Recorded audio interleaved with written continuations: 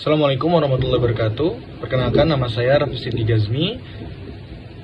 Saya perwakilan dari kelompok 7. Izinkan saya untuk membuka video YouTube pada kali ini, yaitu tugas pengantar ekonomi makro dengan mereview jurnal internasional yang berjudul Memahami Dinamika Inflasi Pasca Covid.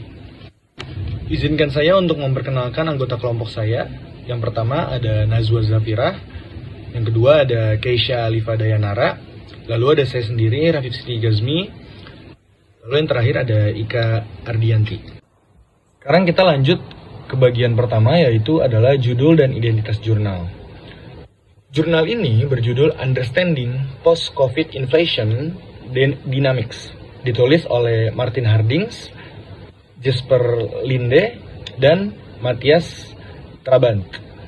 Artikel ini diterbitkan dalam Journal of Monetary Economy volume 140 pada tahun 2023 dan membahas model makroekonomi baru untuk menjelaskan lonjakan inflasi global setelah pandemi COVID-19.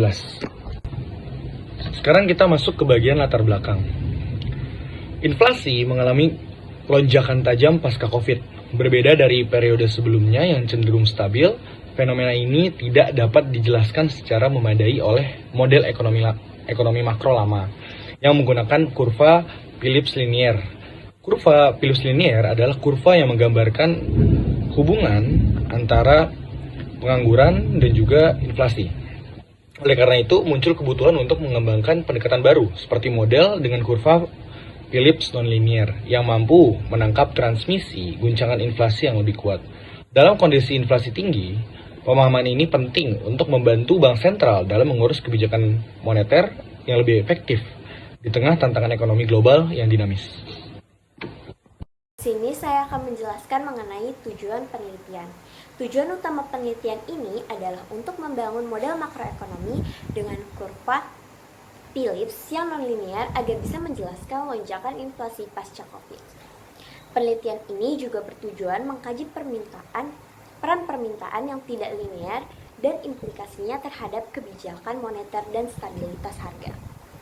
Di sini ada 3 contoh, yaitu seperti mengembangkan model makroekonomi dengan kurva Phillips nonlinear untuk menjelaskan inflasi pasca COVID, lalu ada menganalisis hubungan antara output, gap, dan inflasi dalam kondisi inflasi tinggi, dan yang terakhir ada menilai efektivitas dan resiko kebijakan moneter dalam menghadapi lonjakan inflasi. Selanjutnya saya akan menjelaskan mengenai metodologi dan model. Penelitian ini membangun model di SGE yang dimodifikasi dengan Kimball Aggregator untuk mempresentasikan permintaan nonlinear, sehingga menghasilkan kurva Phillips nonlinear yang lebih sesuai dengan dinamika inflasi pasca COVID.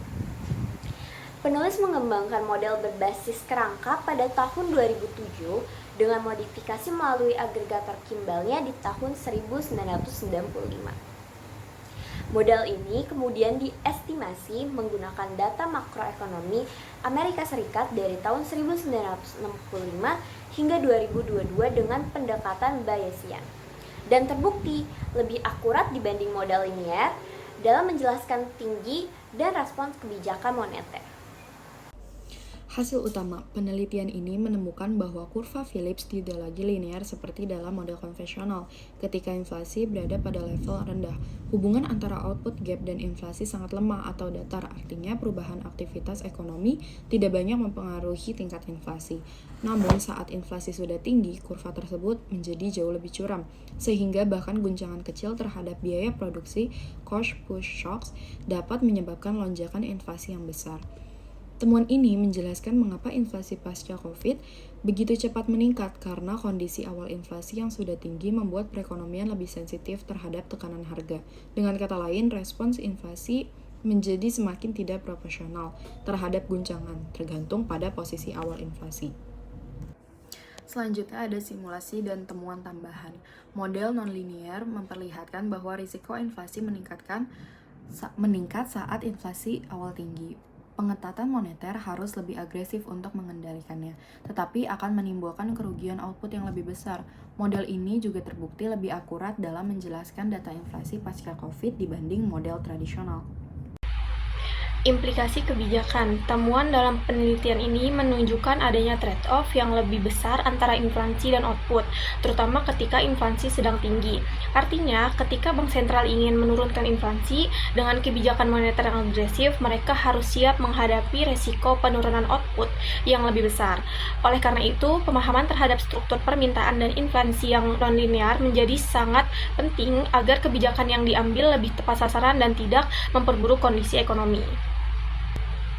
Sebagai kesimpulan, model ekonomi makro dengan kurva Phillips nonlinear ini terbukti lebih akurat dalam menjelaskan inflasi pasca COVID dibanding model linear.